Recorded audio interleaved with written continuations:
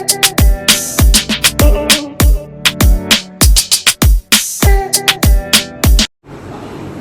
pagi. Kalau infonya gini dulu. Seminggu aja. Oke, selamat pagi. Ya, ini adalah pertemuan kita yang ke-12. Mata kuliah manajemen risiko. Nah, kalau minggu lalu kita sudah membahas mengenai resiko-resiko kredit. Nah, pada pertemuan kali ini kita akan melihat atau membahas mengenai bank sentral dan pengawasannya. Ya. Kita bentuknya diskusi saja. Nanti setelah perkuliahan saya akan memberikan sedikit kasus. Silakan nanti kalian boleh bahas dan cari penjelasannya. Ya. Boleh kita lihat di sini bank sentral. Bank sentral itu siapa? Seperti yang kalian ketahui, bank sentral adalah Bank Indonesia. Ya. Jadi dalam perekonomian setiap negara harus memiliki setidak-tidaknya ada satu bank sentral yang gunanya untuk mengawasi, ya, mengawasi seluruh bank. Nah, kalau di Indonesia, bank sentral itu adalah Bank Indonesia. Ya, jadi dia seperti agen, ya, agen atau dia yang mengawasi, mengatur seluruh bank yang ada di bawah. Fungsi bank sentral yang pertama itu melaksanakan kebijakan moneter. Melaksanakan kebijakan moneter yaitu kebijaksanaan yang diambil oleh pemerintah yang berkenaan dengan jumlah uang yang beredar di dalam masyarakat. Ya, jadi kebijakan moneter, kebijakan mengatur jumlah uang beredar di masyarakat. Tujuan dari kebijakan moneter tersebut adalah yang pertama untuk menyesuaikan jumlah uang yang beredar dalam masyarakat. Ya, yang kedua, mengarahkan penggunaan uang dan kredit sehingga nilai uang negara yang bersangkutan dapat dipertahankan kestabilannya. Ya, kemudian yang ketiga, mendorong produsen untuk meningkatkan kegiatan produksinya. Dan yang keempat, mengusahakan agar kebijakan moneter dapat dilaksanakan tanpa memberatkan beban keuangan negara maupun masyarakat. Ya, jadi dia benar-benar mengatur jumlah uang beredar di masyarakat, jangan sampai terlalu banyak, jangan sampai terlalu dikit, supaya stabilitas ekonomi Indonesia khususnya kalau di negara kita yang tetap stabil. Nah, selain itu dia juga boleh memberi nasihat kepada pemerintah mengenai soal-soal moneter keuangan. Jadi misalnya ada kejadian apa gitu ya, bank sentral boleh memberikan masukan-masukan supaya stabilitas ekonomi tetap terjaga. Ya, kemudian memelihara cadangan atau cash reserves bank umum, memelihara manajemen cadangan devisa negara dengan cara yang pertama internal reserves, yaitu untuk keperluan jumlah uang yang beredar. Yang kedua ada external reserves untuk keperluan alat pembayaran internasional. Nah, selanjutnya melakukan pengawasan, pembinaan dan pengaturan perbankan. Ya, jadi itu adalah tugas dari bank sentral. Kita coba lihat fungsi pengawasannya dalam bentuk apa. Yang pertama ada prudential supervision, pengawasan bank yang diarahkan agar individual bank dapat dijaga kelangsungan hidupnya sehingga kepentingan masyarakat dapat dilindungi. Ya. Yang kedua itu ada monetary supervision, menjaga nilai mata uang, ya, menjaga nilai mata uang yang bersangkutan sehingga bank tersebut dapat menjadi penyangga kebijakan moneter maupun kebijakan ekonomi pemerintah lainnya. Ya, jadi untuk kehidupan atau stabilisasi keadaan keuangan negara benar-benar bergantung pengawasannya kepada bank sentral. Ya. Nah, mengawasi kredit ya sebagai lembaga lender of last resort juga iya, memelihara stabilitas moneter itu jelas. Kemudian melancarkan pembiayaan pembangunan ekonomi, mendorong pengembangan perbankan dalam sistem keuangan yang sehat. Ya, jadi nanti setiap peraturan biasanya kita mengacu pada BI, makanya ada peraturan BI. Ya, nanti kita akan mengikuti bank-bank lainnya di bawah. Nah, kita coba lihat perbedaan bank sentral sama bank umum. Ya, kalau bank sentral kalian langsung bayangkan bank sentral itu Bank Indonesia, sedangkan bank umum ya kalian boleh lihat misalnya kalau kita di Palembang Bank Sumsel. Ya. Kita coba lihat perbedaannya. Kalau bank sentral dia tidak mencari keuntungan. Ya, dia itu sebagai pengawas, pengatur bank-bank di bawahnya. Ya, kemudian kalau bank umum merupakan badan usaha yang mencari untung. Jelas ya, produk-produknya misalnya dia menawarkan kredit, ya, untuk mencari untung. Yang kedua, kegiatan bank dikelola oleh pemerintah. Nah, sedangkan kalau bank umumnya secara kuantitas dimiliki dan dikelola oleh pihak swasta. Ya. Pernah lihat nggak sih kalau di laporan keuangan itu ada yang namanya komisaris? Ya, komisaris berarti dia adalah pemilik, ya, pemilik oleh suatu bank umum tersebut. Yang ketiga, bertindak sebagai pengawas dan pembina bank. Ya, jadi kalau Bank Indonesia dia pengawas pembina Bank Sumsel di bawahnya.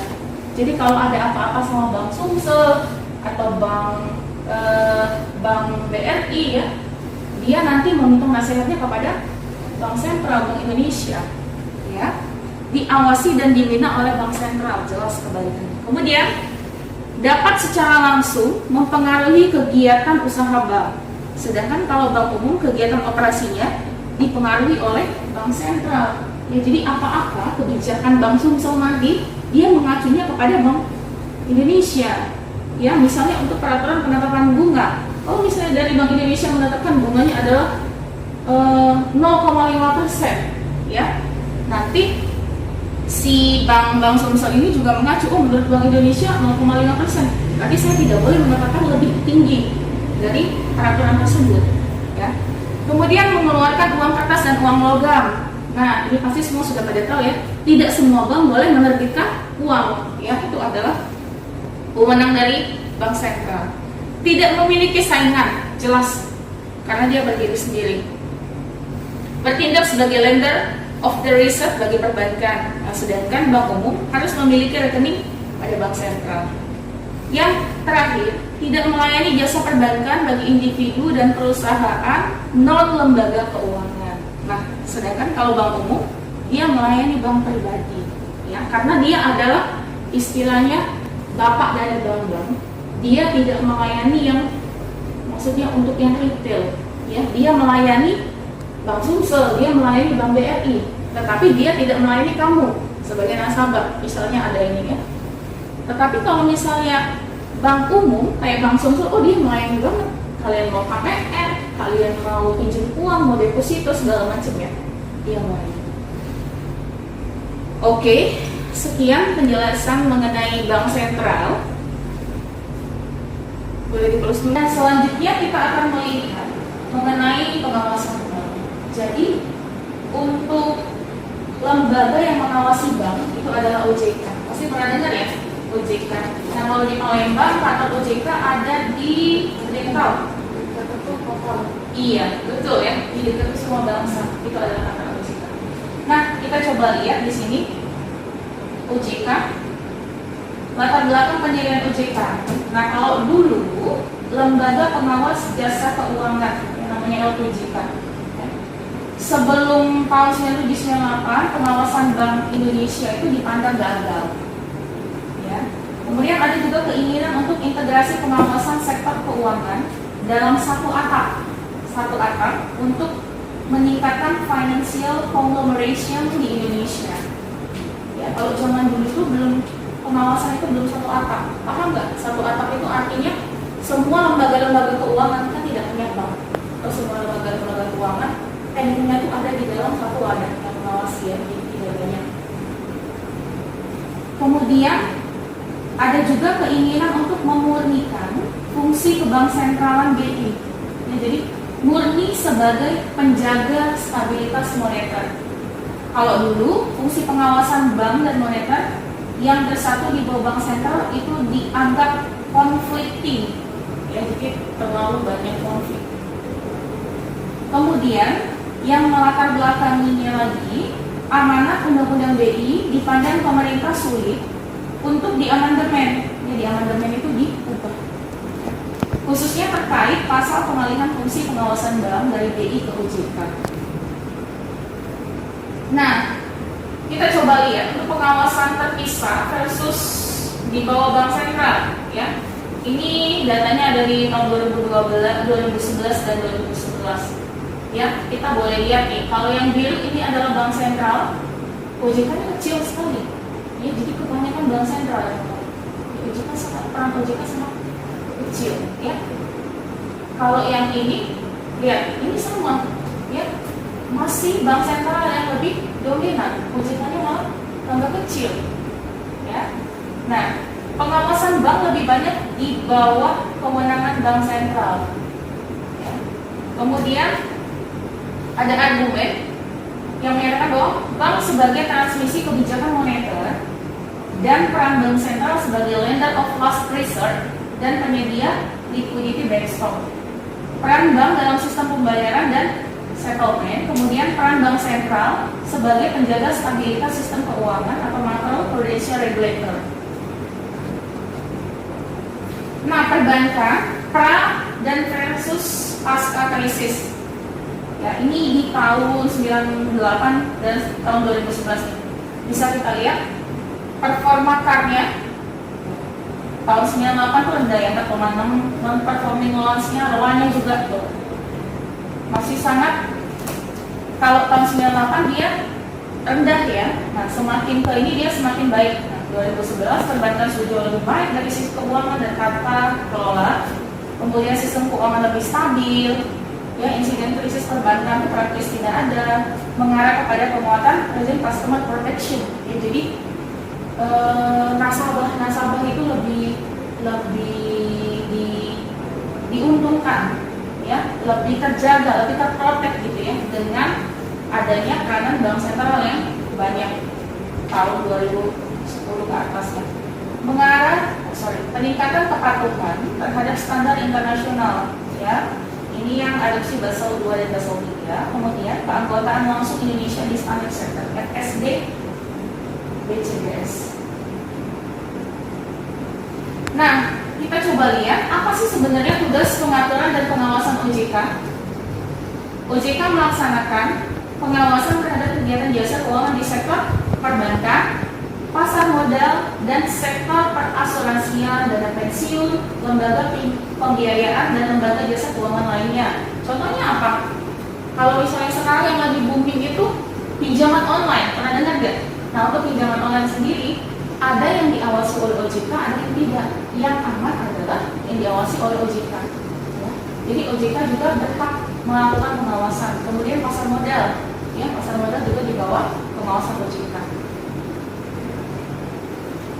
Pengaturan dan pengawasan di sektor perbankan, nah, meliputi apa saja? Perizinan, ya, pembukaan kantor bank, kalau misalnya dia membuka cabang lagi, itu diawasi oleh OJK juga ya. Kemudian mengenai penyediaan dana atau produk atau aktivitas-aktivitas lainnya, bank kan boleh menyediakan aktivitas lainnya selain, kalau tugas utama bank apa? Menghimpun dana ya, memberi kredit juga. Nah, kalau misalnya bank pengen mengembangkan aktivitas lain, misalnya apa gitu ya, nah itu juga harus diawasi oleh OJK. Kemudian pengaturan dan pengawasan mengenai kesehatan bank yang meliputi likuiditas, ya, rentabilitas, solvabilitas, kualitas aset, permodalan. Ya, ini sehubungan dengan kalau likuiditas, rentabilitas, solvabilitas ini biasanya dalam rangka kepentingan perusahaan untuk ekspansi. Ya, kalau likuiditas itu melihat apa? Kemampuan perusahaan untuk melunasi aset terhadap hutang. Ya, jadi itu sangat terlihat ketika dia mau pinjam duit. Ya. Kemudian laporan bank yang terkait dengan kesehatan dan kinerja bank, sistem informasi debitur, pengujian kredit, dan standarisasi bank. Oke. Nah, pengaturan dan pengawasan mengenai aspek kehati-hatian, nah, meliputi manajemen resiko, ini yang paling kita pelajarin ya. Kemudian tata kelola bank, prinsip mengenal nasabah dan anti pencucian uang. Nah, ini yang saya minggu lalu saya suruh untuk mencari kasus ya, kalau di dalam perbankan ini paling rentan dengan pencucian uang. Sering dengar kan dulu di berita, pernah dengar nggak berita yang lalu dari BNI? Karena ya, dia melakukan pencucian uang nasabah. Atau yang baru-baru ini juga banyak.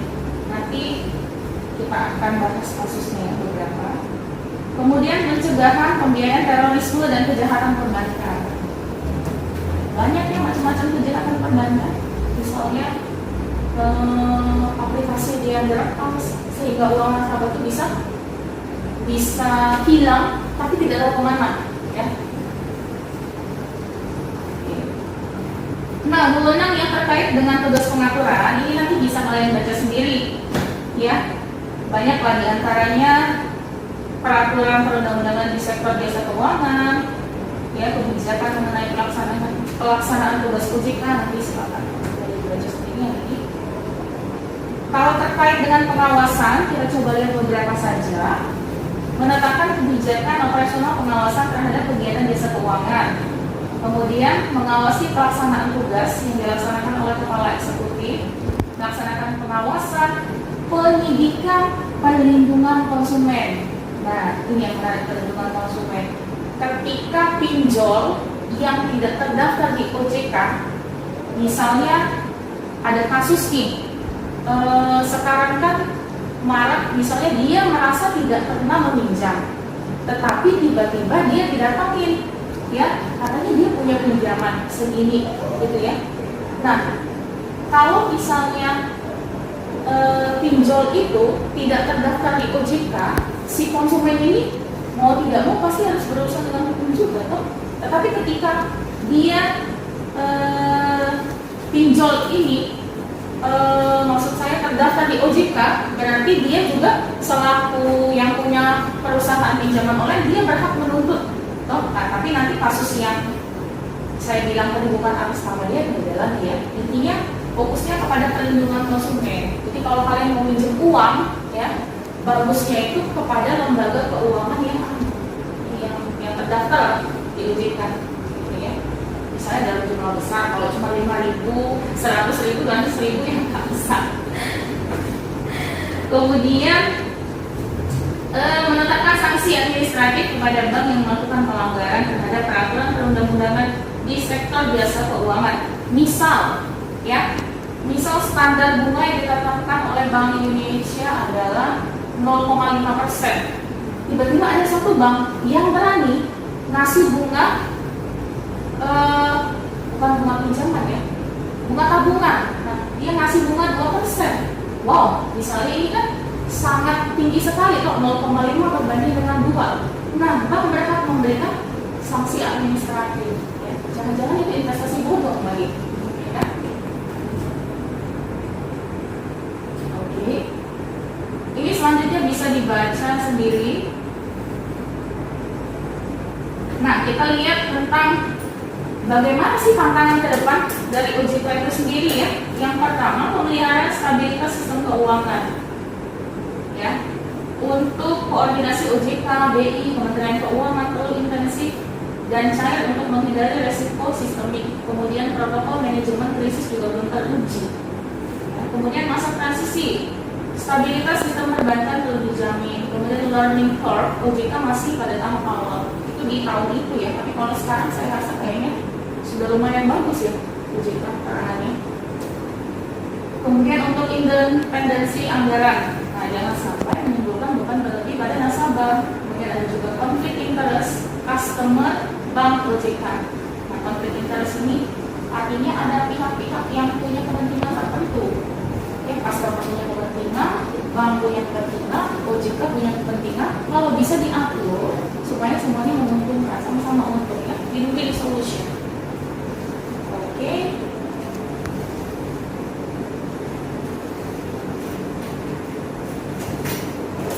Oke, nah pada akhirnya stabilitas sistem keuangan ini merupakan sebuah kebutuhan publik, ya, kebutuhan publik yang perlu dijaga. Jadi diharapkan dengan adanya OJK ini sendiri, Bank Indonesia itu malah justru semakin kuat, ya,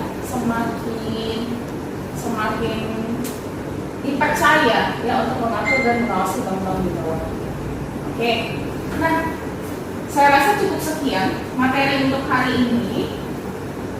Saya ingin kita sedikit berdiskusi mengenai kasus-kasus yang terjadi di perbankan sekarang. Ya, silakan nanti boleh saya kasih waktu sekitar 10-15 menit. silakan boleh kalian cari suatu kasus mengenai bagian pencucian uang atau penggelapan dana atau apa yang terkait dengan perbankan. Kemudian silakan buat 2 atau 3 slide lah ya. Yang pertama isinya adalah kasus, yang kedua nanti isinya apa isi kasus tersebut. Ya, yang ketiga boleh silakan bahas kaitkan dengan materi-materi hari ini atau materi yang sebelumnya sudah kita pelajari. Oke, silakan saya kasih waktu sekitar 15 menitan ya. Sudah sekitar 20 menitan. Silakan, mungkin ada yang sudah selesai kasusnya dan ingin memulai diskusi yang pertama. Silakan. Ada? Oke, silakan.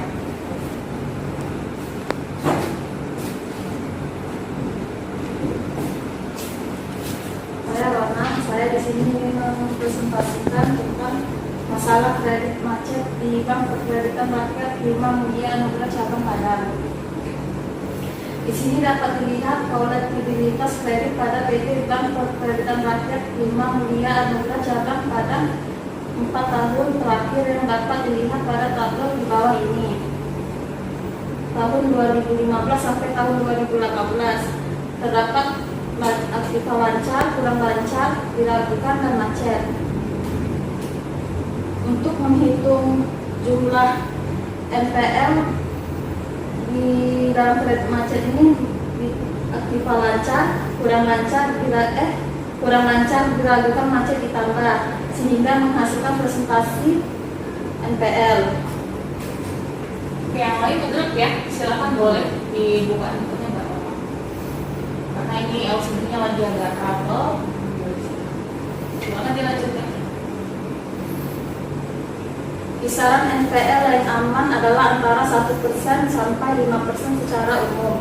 NPL perbankan nasional berada di bawah 5%. Nah, di sini dapat kita lihat jumlah presentasi NPL di Bank Perkreditan Rakyat Lima Mulia Anugerah Cabang Padang jauh dari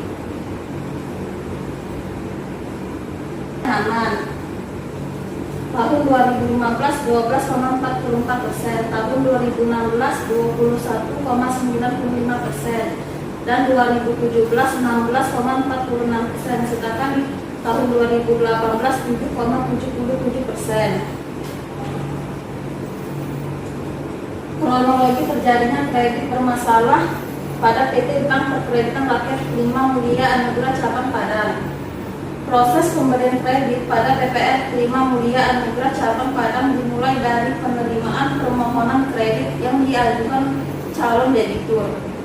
Permohonan kredit harus diajukan secara tertulis dengan menggunakan format yang telah ditentukan oleh PPR PMA Cabang Padang, yang isinya memuat informasi lengkap mengenai kondisi permohonan kredit. Biasanya permohonan tersebut berisi tentang nama permohonan, alamat pemohon, nama perusahaan, alamat perusahaan, jumlah permohonan pinjaman, jangka waktu kredit, rencana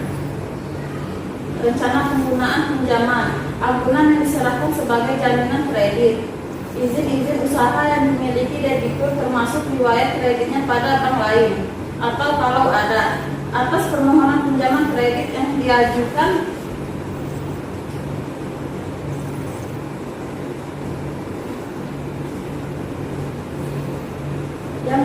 debitur tersebut. PPR PMA Cabang Padang akan melakukan penelitian apakah permohonan tersebut diterima atau ditolak, dan apakah nasabah tersebut termasuk dalam kelompok kriteria yang ditentukan oleh bank, maka permohonan langsung ditolak. Sedangkan apabila termasuk dalam kriteria yang dapat dilayani, maka permohonan tersebut akan diregistrasi dalam buku yang telah ditetapkan untuk itu, yang kemudian diposisikan oleh pimpinan kepala cabang sesuai dengan wewenang yang dimilikinya. Hasil dari disposisi tersebut akan didistribusikan kepada analisis kredit yang berwenang atau yang bertugas memproses permohonan kredit dari calon debitur.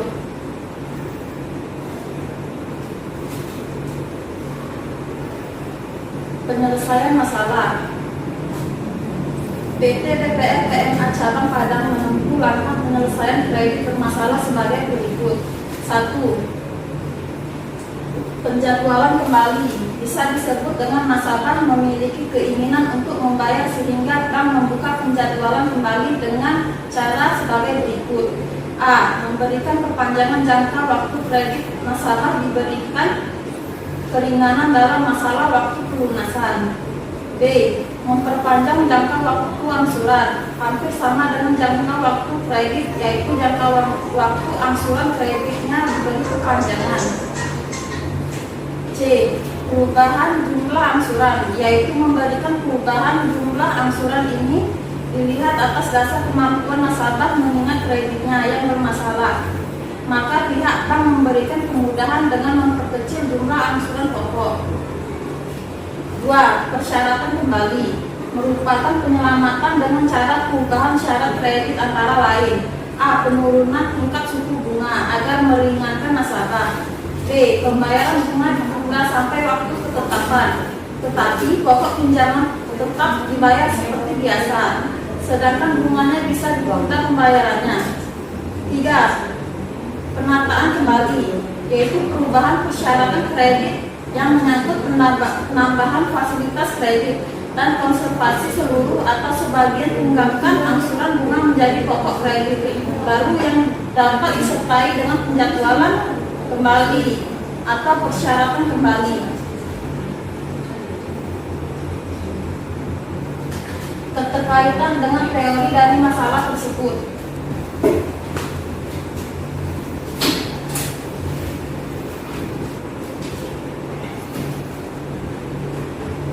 Kredit menjadi pilihan masyarakat sebagai jalan keluar untuk memenuhi kebutuhan yang terus meningkat, disebabkan karena pendapatan tidak mencukupi, sehingga banyaknya penyaluran kredit yang dilakukan khususnya pada lembaga keuangan.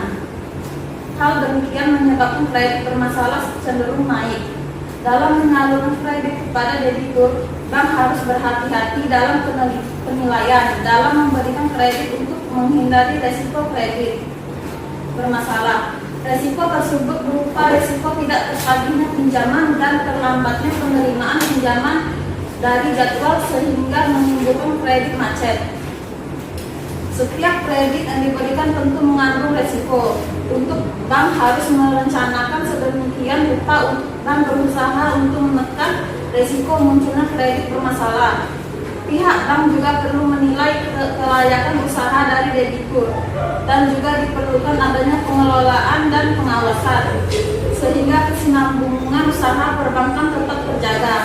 Penghindaran kredit bermasalah harus dilakukan supaya tidak merugikan pihak bank, sebab pendapatan terbesar bank didapat dari kegiatan penyaluran kredit.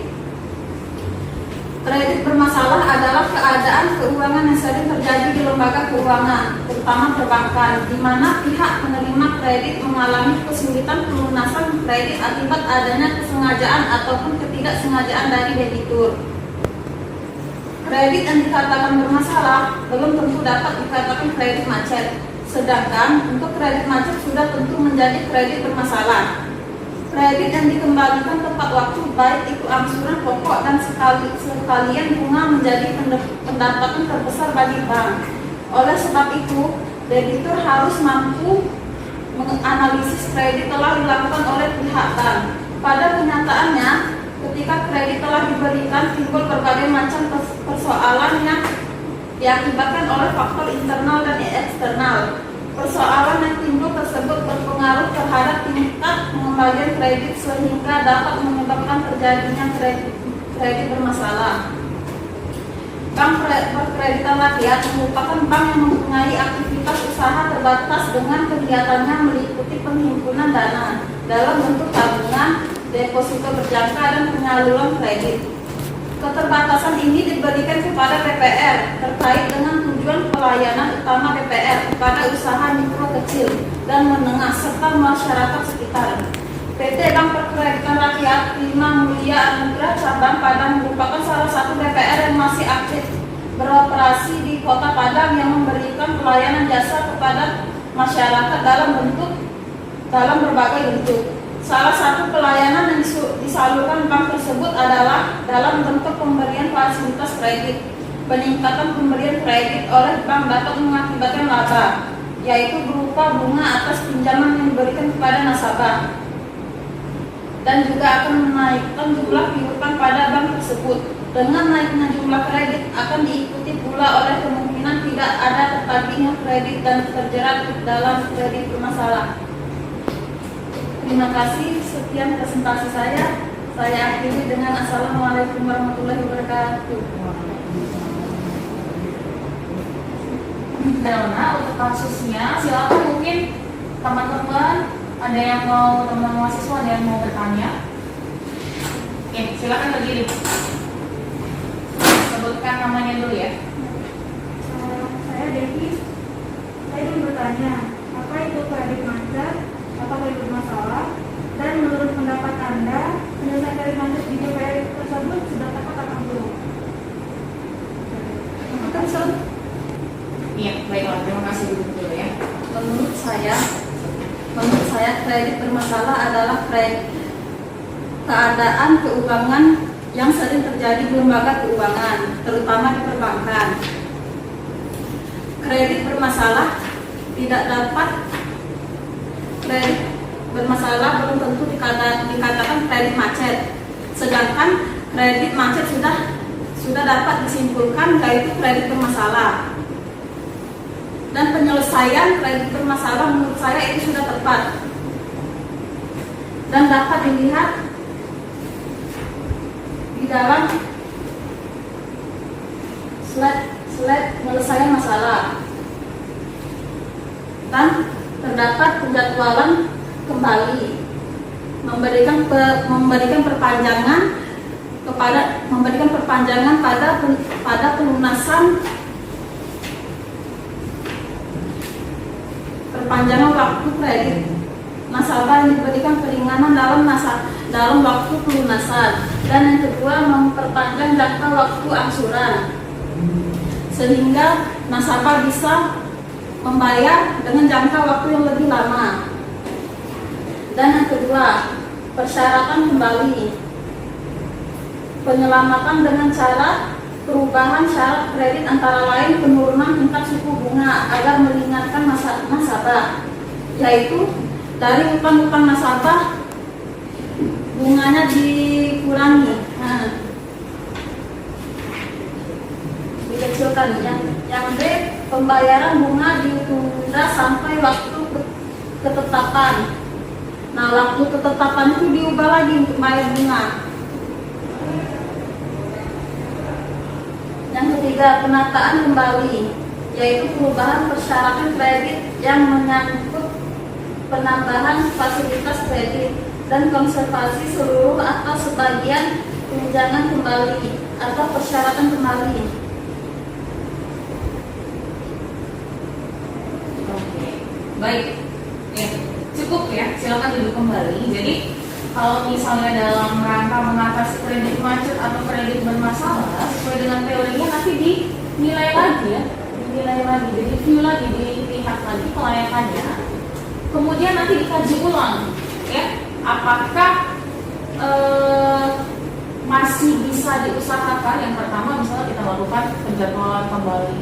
Kita datangi nasabah, kita tanya, sebenarnya ini masih bisa nggak dilakukan pembayaran, tapi kami nanti akan memberikan perpanjangan waktu, ya, seperti itu. Atau misalnya kita melakukan penurunan tingkat bunga, ya, penurunan tingkat bunga, tetapi tentunya tidak juga membuat perusahaan rugi, ya, penurunan tingkat bunga, tapi nanti jangka waktunya diperpanjang, ya, dicicil sedikit-sedikit lah, bahasa sederhananya ya, tapi tetap tidak dihapuskan ya piutang tersebut, karena untuk menghapuskan bukan piutang-piutang, karena untuk menghapuskan hutang itu tentunya ada kriteria tertentu, ya, kita bisa melakukan penghapusan hutang seperti itu.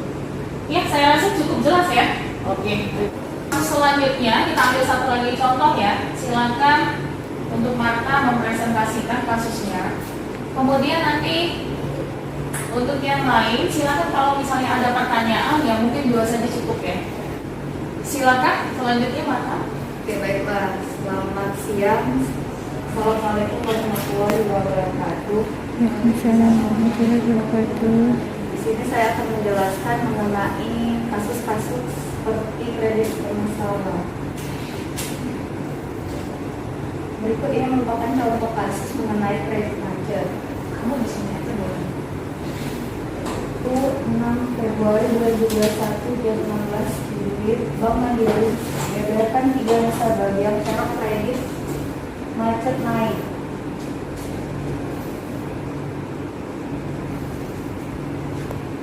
Singkatnya adalah kronologinya seperti kemungkinan penyebab terjadinya kredit macet non-performing loan NPL disebabkan karena ada 3 nasabah yang sejak sebelum pandemi sudah kesulitan membayar kreditnya. Namun, Darmawan Junaidi selaku direktur utama enggan menyebut siapa saja 3 nasabah itu dan berapa besaran kredit macetnya. Menurut beliau, rasio NPL Bank Mandiri bisa lebih baik apabila tidak ada ketiga nasabah tersebut. Menegaskan pula jika Bank Mandiri sama sekali tidak memfasilitasi restrukturisasi kredit yang diamanatkan oleh POJK nomor 48 PJO 403 2020 tentang perubahan atas peraturan otoritas jasa keuangan. Bank Mandiri hanya memberikan restrukturisasi kredit pada mereka yang terdampak pandemi COVID-19 dan tercatat sebagai nasabah yang sehat sebelum adanya pandemi. Untuk kriteria nasabah yang bisa dilakukan restrukturisasi baik perorangan maupun perusahaan, pertama, nasabah tersebut memang selama ini sehat sebelum adanya pandemi, kemudian juga tidak terikut baik, dan ketiga, memang kita melihat nasabah ini mengalami kesulitan karena dampak pandemi tidak sedang. Nah, untuk nasabah yang sebelum pandemi memang sudah mengalami kesulitan dan juga ada tunggakan memang tidak masuk dalam restrukturisasi itu Darmawan. Solusinya adalah menurut saya solusi terbaik terkait masalah ini adalah dengan menganalisa terlebih dahulu terkait kredit yang akan diberikan kepada nasabah. Ada 5, yaitu yang pertama adalah karakter. Karakter meliputi sifat atau watak calon debitur. Yang kedua adalah kapasiti. Kapasiti merupakan kapasitas dalam debitur untuk memenuhi kewajibannya. Yang ketiga adalah kolekteral, nilai dari amunan yang menjadi jaminan. Yang keempat, condition of economy, keadaan polis tersebut entah merata. Yang kelima, constraint, batasan atau hambatan dalam suatu usaha atau bisnis calon debitur. Yang kedua adalah mengetahui terlebih dahulu penyebab debitur tidak mampu mengembalikan pinjaman secara tepat waktu. Bisa disebabkan karena yang pertama adalah kondisi makroekonomi yang tidak stabil. Yang kedua adalah kerugian perusahaan akibat penurunan penjualan. Yang ketiga, terjadi kondisi dalam perusahaan menyebabkan terjadi korupsi dalam perusahaan menyebabkan penurunan nilai perusahaan di mata publik. Yang keempat, terjadinya mismanagement. Yang ketiga, memahami terlebih dahulu apa saja resiko jika akan memberikan kredit kepada nasabah supaya terhindar dari default rise, yaitu gagal bayar. Berikut yang pertama, bagi kreditur akan menaikkan angka jaminan pada tingkat yang benar-benar aman. Yang kedua, menghindari jaminan yang memiliki tingkat resiko. Yang ketiga, menghindari denda jaminan yang memiliki nilai fluktuasi di pasaran. Yang keempat, cara meminimalisasi risiko adalah dengan memperkuat perjanjian kredit, yaitu perjanjian agreement antara kreditur dan debitur. Yang kelima, mengetahui bahwa semakin tinggi nilai kredit yang diberikan, maka akan semakin tinggi pula tingkat risiko kemungkinan yang akan dihadapi oleh pihak perbankan. Yang keenam, Kalau memang nasabah tersebut mengalami kesulitan ketika akan mengembalikan kreditnya dikarenakan pandemik, yaitu wajar saja karena pandemik COVID ini memang sangat besar pengaruhnya terhadap perekonomian Indonesia. Baik itu perusahaan perbankan, UMKM, perusahaan yang belum termasuk global, hampir semua mengalami kesulitan pendapatan.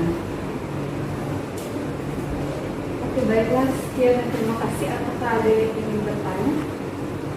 Oke, baiklah, ada yang ingin bertanya? Silakan Berdiri. Saya ingin menanyakan apa itu restrukturisasi kredit dan tata cara pengajuan restrukturisasi kredit. Oke, baiklah. Seperti yang kita ketahui bahwa restrukturisasi kredit adalah upaya perbaikan yang dilakukan dalam kegiatan pengkreditan terhadap debitur yang berpotensi mengalami kesulitan untuk memenuhi kewajibannya.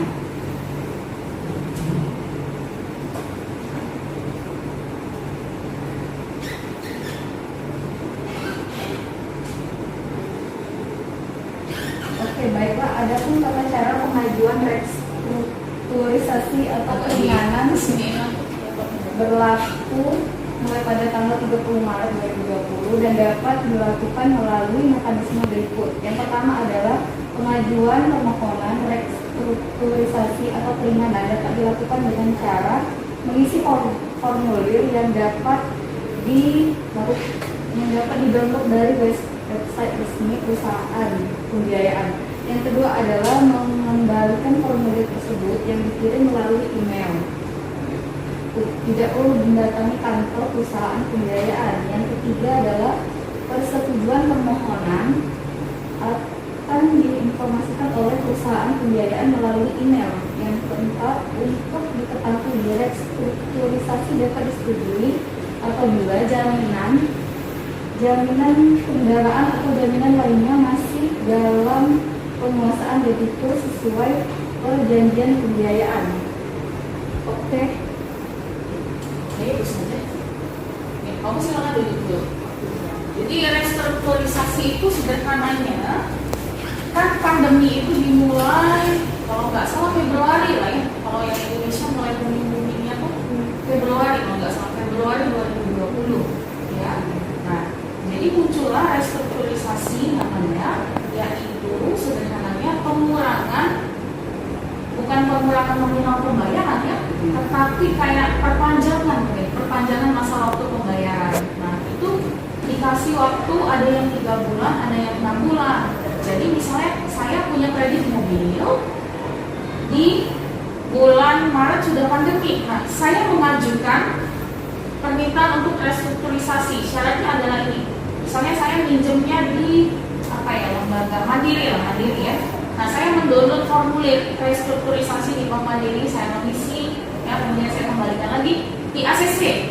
Nah, dikasih waktu 6 bulan. Selama 6 bulan itu saya boleh tidak membayar, ya, tidak boleh membayar. Jadi Maret, April, Mei, Juni, Juli, Agustus, ya. Nanti saya mulai bayar kembali di September, ya. Jadi selama 6 bulan ini saya dikasih keringanan.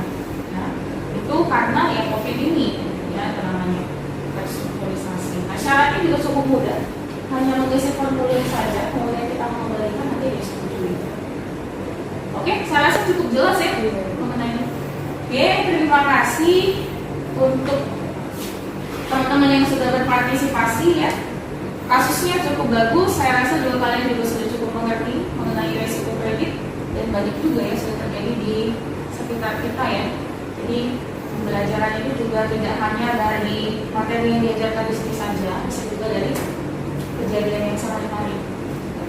Oke, silakan nanti absen mandiri melalui web kita ya. Oke, untuk pertemuan selanjutnya nanti kita infokan dari WhatsApp, bisa Zoom atau melalui Google Classroom ya, nanti saya kembali lagi. Sekian untuk pertemuan hari ini. Selamat siang. Sampai